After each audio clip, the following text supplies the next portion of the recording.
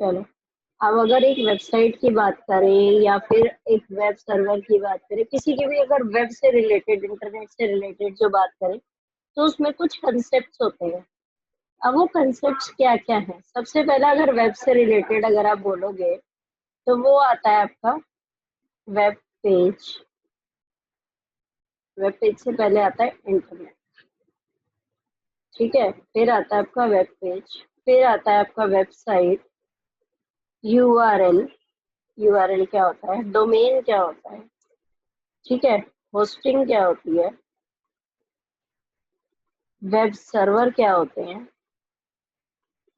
उसके बाद web browser. ये सब एक दूसरे से लिंक्ड है कि कैसे होगा, क्या कौन सी चीज कहाँ जाके कनेक्ट होती है, ठीक है। वेब ब्राउजर हो गया, वेबसाइट हो गया। टाइप्स ऑफ वेबसाइट, मतलब कि वेबसाइट किस टाइप की है, स्टैटिक है, डायनामिक है, किस तरह की है। मैं इनको पॉइंटर्स बना देती हूँ। फर्स्ट, सेकंड, इससे समझना इजी हो जाएगा कि एक वेबसाइट के लिए हमें किस किस चीज की जरूरत होती है। और टाइप्स ऑफ वेबसाइट में हमारे दो तरह के टाइप हैं।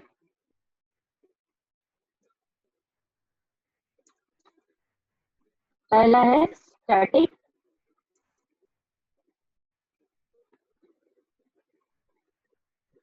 दूसरा है डायनामिक। जो वेबसाइट होती है हमारी वो दो टाइप की होती है, स्टैटिक होती है और एक डायनामिक होती है।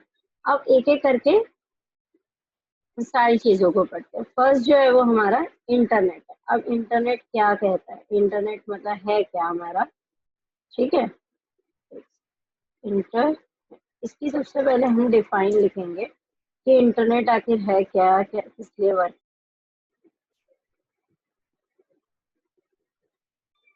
देखो, इंटरनेट क्या था? एक इंटर कनेक्शन है किसके बीच में? वेब या नेटवर्क के बीच में और यूजर के बीच में। वेब या नेटवर्क दोनों एक ही चीज है, और हमारा जब यूजर के बीच में कोई भी इंटर कनेक्शन बनाया जाता है तो हम उसे बोलते हैं internet. It provides many facilities to the user like booking of railway and flight ticket। मतलब कि रेलवे की बुकिंग करना, रेलवे की टिकट्स की बुक करना, फ्लाइट की टिकट बुक करना, डाउनलोड करना कोई डिफरेंट टाइप्स ऑफ फाइल्स, और कोई भी बिल पे करना, चाहे इलेक्ट्रिसिटी हो, वाटर बिल हो, कोई भी बिल पे करने के लिए। तो ये सारी चीजें कौन प्रोवाइड कर रहा है हमें? इंटरनेट। उसके बाद है वेब पेज। वेब पेज क्या है? जैसे एक बुक होती है, बुक का एक सिंगल पेज होता है, वो वेब पेज होता है। और वो जो पूरी बुक होती है वो क्या होता है? वेबसाइट होती है, ठीक है। तो वेब पेज क्या है? उस बुक का सिंगल पेज। और वेबसाइट क्या है? वो पूरी बुक। मतलब कि अगर आप वेब पेजेस का कलेक्शन बनाओगे तब जाके आपकी एक वेबसाइट क्रिएट होती है, ठीक है। तो वेब पेज और वेबसाइट एक दूसरे से लिंक्ड है। The web page is like a single page of a book which consists of different types of graphics, videos, animations, text, etc. Website क्या है? The website is a collection of web pages, जो भी मैंने बताया, in which there are different types of web pages are there. मतलब different types के, हर मतलब अलग अलग टाइप के वेब पेजेस हो सकते हैं। किसी पे वीडियोस हो सकती हैं, किसी पे आपके डाउनलोड करने के लिए पीडीएफ दे रखी होती है, किसी पे टेक्स्ट भी होता है, कहीं फॉर्म फिल करने के लिए दिया होता है। तो अलग अलग टाइप के आपके वेब पेजेस होते हैं। अब हम जो वेबसाइट बना सकते हैं वो है दो तरीके की वेबसाइट, ठीक है। एक है स्टैटिक वेबसाइट और एक डायनामिक वेबसाइट। यहाँ पे स्टैटिक लिखना था, मैंने स्टैटिक लिख दिया।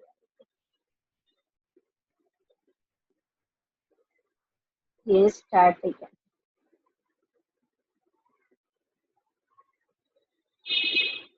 ये स्टैटिक है, ठीक है। करेक्ट कर दिया है मैंने। तो ये स्टैटिक वेबसाइट हो गई, डायनामिक वेबसाइट होगी। इसके बारे में बाद में बात करेंगे। उससे पहले हम आ जाते हैं यूआरएल पे। यूआरएल क्या होता है?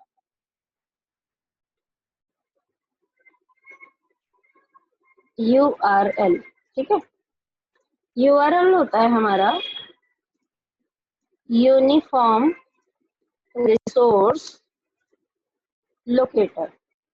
एक इसकी फुल फॉर्म है यूनिफॉर्म रिसोर्स लोकेटर। जो आपका क्या बताता है कि मतलब यूनिफॉर्म का मतलब होता है डिफरेंट, जो हमारे यूनिफॉर्म का एक वेबसाइट को, हर एक वेब पेज को अलग अलग एड्रेस पे लेकर जाता है।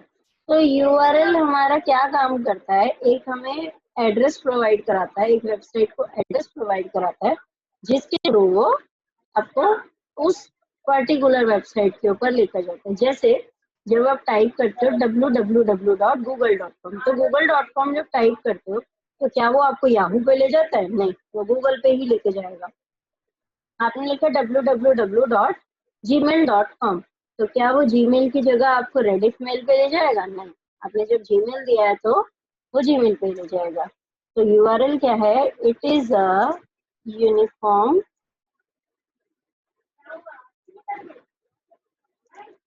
resource locator which provide a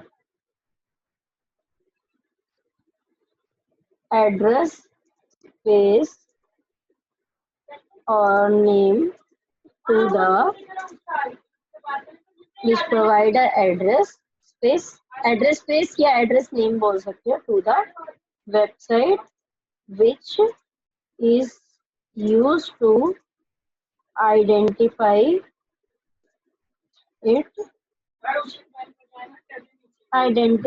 it separately और यूनिकली। ठीक है, सेपरेटली या यूनिकली कुछ भी बोल सकते हो। तो ये हमारा यूआरएल क्या करता है, एक एड्रेस प्रोवाइड करता है, उसको नेम प्रोवाइड करता है जिसके थ्रू वो एक यूनिक एड्रेस पहुंचाता है उसे, और जहां हमें जाना होता है वो उसी जगह हमें लेकर जाता है। एग्जाम्पल दे देती हूँ मैं।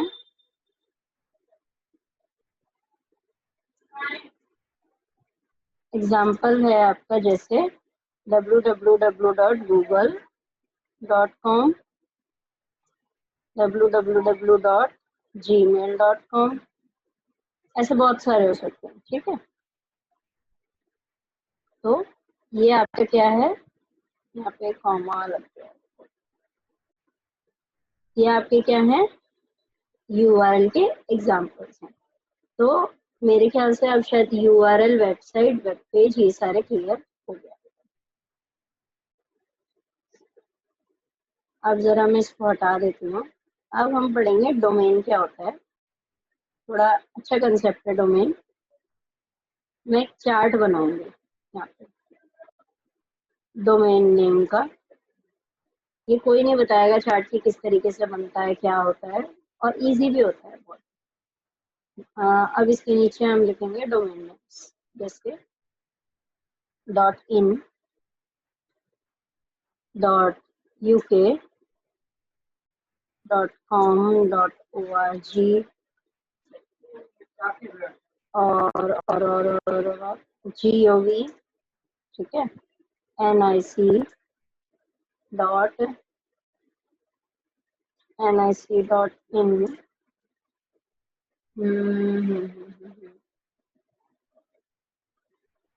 तो अब इन डोमेन नेम्स का फुल फॉर्म्स क्या है वो बताती हूँ। .in मतलब इंडिया, .uk यूनाइटेड किंगडम, ठीक है, .com commercial, org organisation, gov government, nic national informatics centre, gov.in मतलब government in India, government of India. ठीक है, gov.in हुआ या gov.uk, मतलब किसी भी कंट्री का अगर कोड लिखा गया तो वहाँ की गवर्नमेंट। ये हमारे क्या है, डोमेन नेम। और डोमेन कौन से हमारे, ये ग्रीन वाले, और इनकी फुल फॉर्म्स पे नहीं याद रखती है कि अगर हम यूज कर रहे हैं तो किस लिए हम यूज कर रहे हैं। अगर इन यूज करते हैं तो इंडिया के लिए यूज करते हैं, यूके यूज कर रहे हैं तो यूनाइटेड किंगडम के लिए कॉम यूज करें तो कॉमर्शियल, ऑर्गेनाइजेशन, गवर्नमेंट, तो हमें जहाँ जो चीज यूज करनी होती है हम वहाँ यूज करते हैं। जैसे अब हम लिखते हैं www.gmail.com। कॉम हमने क्यों लिखा, क्योंकि गूगल एक कॉमर्शियल वेबसाइट है, जीमेल एक कॉमर्शियल वेबसाइट है। कहीं कहीं हम इन भी लिखते हैं, क्यों, क्योंकि वो इंडियन वेबसाइट होती है इसलिए। कहीं हम ORG भी लिखते हैं क्योंकि वो या तो NGO की वेबसाइट होती है, किसी ऑर्गेनाइजेशन की वेबसाइट होती है। ठीक है, तो ये आपके क्या है, डोमेन नेम्स। डोमेन नेम क्या करता है, एक यूनिक एड्रेस जो आपका URL होता है उसमें आपको सफिक्स प्रोवाइड करता है। सफिक्स मतलब कि जो लास्ट में लगे। ठीक है, अब एग्जांपल दे रही हूँ मैं इसके तरफ। एग्जांपल जैसे हमारा वही हो गया www.yahoo.co.in अगर हम लिख रहे हैं तो इसका मतलब है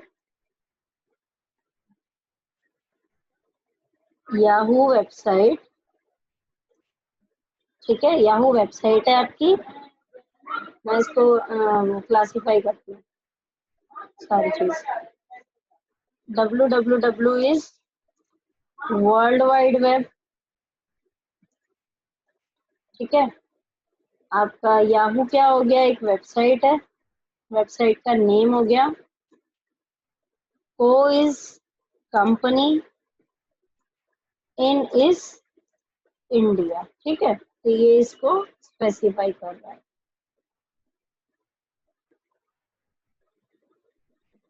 ये इसको स्पेसिफाई कर रहा है कि www आपका वर्ल्ड वाइड वेब है, जो आपको एक मतलब पूरे जितना भी हमारा इंटरनेट का सर्वर है, जहाँ जहाँ सैटेलाइट्स वगैरह कुछ भी है, तो हर जगह से वो आपको कोई भी चीज जो आप सर्च कर रहे हो उससे रिलेटेड जितनी भी चीज है वो सब सर्च करके आपको दिखाएगा।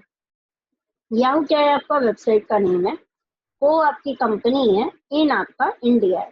अब डोमेन नेम होता क्या है, डोमेन नेम आपकी वेबसाइट को मतलब यूनिकली आइडेंटिफाई, जो आपका URL मैंने बताया था उसको क्रिएट करने में हेल्प करता है, क्योंकि बिना डोमेन नेम के आप URL को क्रिएट नहीं कर सकते। क्या आप www.yahoo से क्रिएट कर लोगे, नहीं कर सकते।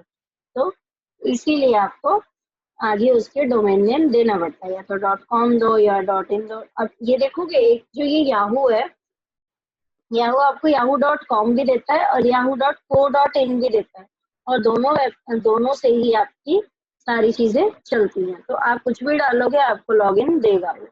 ठीक है, तो ये आपके क्या था, ये एग्जाम्पल था, और बिना डोमेन नेम के आप एक URL को क्रिएट नहीं कर सकते। ठीक है, अब मैं जरा इसको क्लियर करती हूँ। उसके बाद है हमारा होस्टिंग। होस्टिंग क्या होती है, मान लो मैंने एक वेबसाइट बना ली। अब वो वेबसाइट बनाने के बाद क्या करूँ, रखे रहूँ अपने पास या क्या करूँ, उसको कहीं ना कहीं तो अपलोड करना पड़ेगा ना।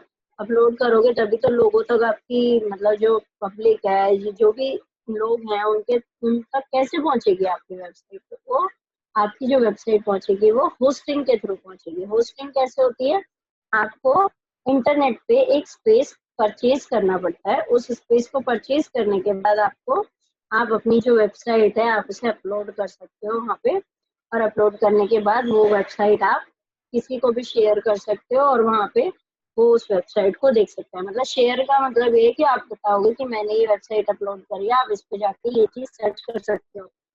तो वो वहाँ पे जाके बस आपका एड्रेस डालेगा वेबसाइट का और आपकी वेबसाइट ओपन हो जाएगी। तो होस्टिंग क्या करता है, hosting provides you the space for your website on the internet।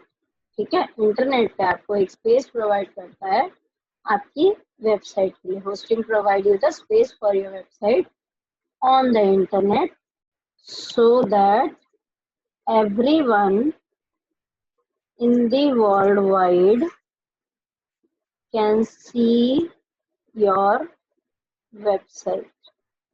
ठीक है, जब आप उसको स्पेस को यूज करके आपके वेबसाइट अपलोड कर दोगे तो उसके बाद आपके कोई भी वर्ल्ड में कहीं पे भी आपकी वेबसाइट को देख सकता है। ठीक है, अब वेब सर्वर क्या होते हैं।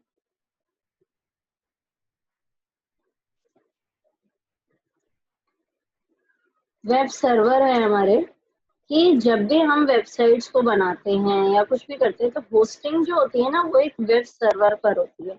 मतलब ये सारी चीजें जो है वो एक साथ कनेक्टेड है। और जब हमें होस्टिंग करनी है तो हम तो होस्टिंग कर रहे हैं, हम होस्टिंग के लिए स्पेस परचेज कर रहे हैं, लेकिन वो स्पेस हमें कहाँ से मिल रहा है? वो स्पेस हमें वेब सर्वर से मिल रहा है। तो वो वेब सर्वर आपको वो स्पेस प्रोवाइड करेगा जिससे आप होस्टिंग कर सकते हो। Web server provides the space, that space which you are using for your website with respect of hosting। ठीक है, कंफ्यूज मत होना। होस्टिंग करने के लिए वेब सर्वर आपको जो है स्पेस प्रोवाइड करता है। Web server provides that space which you are using for your website with respect of hosting. मतलब होस्टिंग जब आप करते हो तो उसके लिए जो स्पेस आपको प्रोवाइड करेगा वो वेब सर्वर प्रोवाइड करेगा। बाय टेकिंग दैट स्पेस, ठीक है, जब आप स्पेस को ले लेते हो then after that you can upload और होस्ट योर वेबसाइट। ठीक है, आप उस पे जब आप स्पेस को ले लेते हो उसके बाद आप अपने वेबसाइट को अपलोड या होस्ट कर सकते हो। अब आ जाते हैं वेब ब्राउजर पर।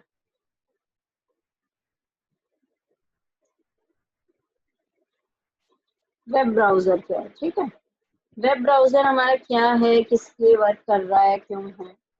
अब वेब ब्राउजर क्या है? वो हमारी एक ऐसा प्लेटफॉर्म है जहाँ पे हम अपने वेबसाइट्स को या कोई भी चीज हमें डाउनलोड करनी है, कोई चीज अपलोड करनी है या कोई हमें इंफॉर्मेशन निकालनी, कुछ भी देखना है करना है तो उसके लिए आप क्या करोगे? वेब ब्राउजर का यूज करोगे। मान लो आपके पास इंटरनेट कनेक्शन है, वेब ब्राउजर है ही नहीं है, तो कहाँ पे चलाओगे इंटरनेट को?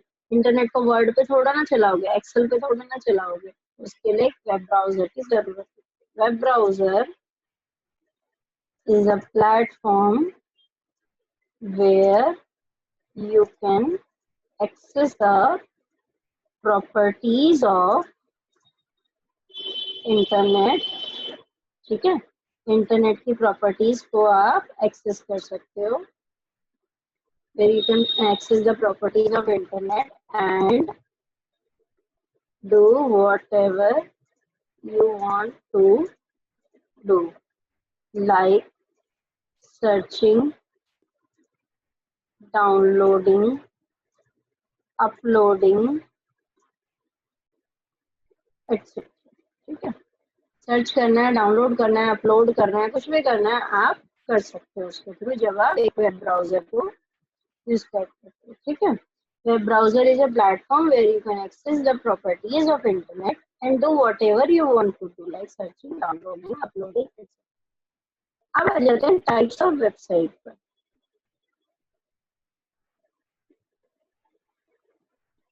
टाइप्स ऑफ वेबसाइट्स, हमारे जो वेबसाइट के टाइप है ना वो दो है। मैंने स्टैटिक और डायनेमिक जो वर्ड बताया था पहले भी, वो बताया था मैंने वेरिएबल के फॉर्म में कि स्टैटिक वेरिएबल क्या होता है, डायनेमिक वेरिएबल क्या है।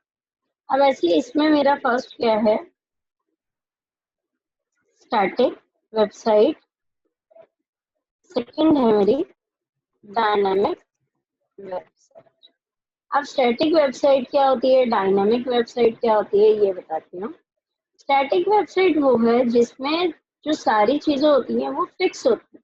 मतलब कि उसका टेक्स्ट फिक्स्ड है, उसके अंदर जो वीडियोस डली है वो सब फिक्स्ड है, जो एनिमेशन चल रहे हैं वो भी फिक्स्ड है, उसमें कोई चेंजेस नहीं हो रहे हैं। तो वो क्या है, एक हमारी स्टैटिक वेबसाइट। और जब हम आते हैं डायनेमिक वेबसाइट के फॉर्म में तो उसमें टाइम टू टाइम चेंजेस हो रहे होते हैं। मतलब जैसे कि डेली उसमें न्यूज अपडेट हो रही है, डेली उसमें न्यू न्यू वीडियोस ऐड हो रही हैं, टेक्स्ट चेंज हो रहा है, उसके जो होम पेज है, होम पेज पे अलग अलग लेटेस्ट इवेंट्स आ रहे हैं। तो वो सारी चीजें क्या है, वो एक डायनेमिक वेबसाइट में कन्वर्ट हो जाती है जब उसके अंदर चेंजेस होने स्टार्ट हो जाते हैं। तो अगर डिफाइन लिखेंगे तो क्या लिखेंगे, static website shows that the content of that website would be fixed until a developer or designer of that website make the changes in it. वो जब तक फिक्स रहेगा, जब तक उसका जो डेवलपर है, उसका डिजाइनर है उस वेबसाइट का, वो उसमें कोई चेंजेस नहीं करता है, तब तक वो क्या रहेगा, उसमें फिक्स रहेगा। ठीक है, अब आ जाते हैं dynamic. Dynamic website shows that the content of the website is changed time to time change होता है, and would be updated properly by the developer and the designers of that website। ठीक है, उस वेबसाइट का जो developer और designer है, वो उसको टाइम टू टाइम अपडेट करते रहते हैं, डिजाइन करते रहते हैं, ताकि वो वेबसाइट चलती रहे, लोगों का इंटरेस्ट बढ़ता रहे। ठीक है, dynamic website shows that the content of the website is changed time to time and would be updated, या maintained भी बोल सकते हो, properly by the developer and the designer of the website। तो ये क्या था आपका स्टैटिक और डायनेमिक वेबसाइट। इसके साथ आपका जो ये इंटरनेट का कंसेप्ट है, वेब का कंसेप्ट है, ये खत्म।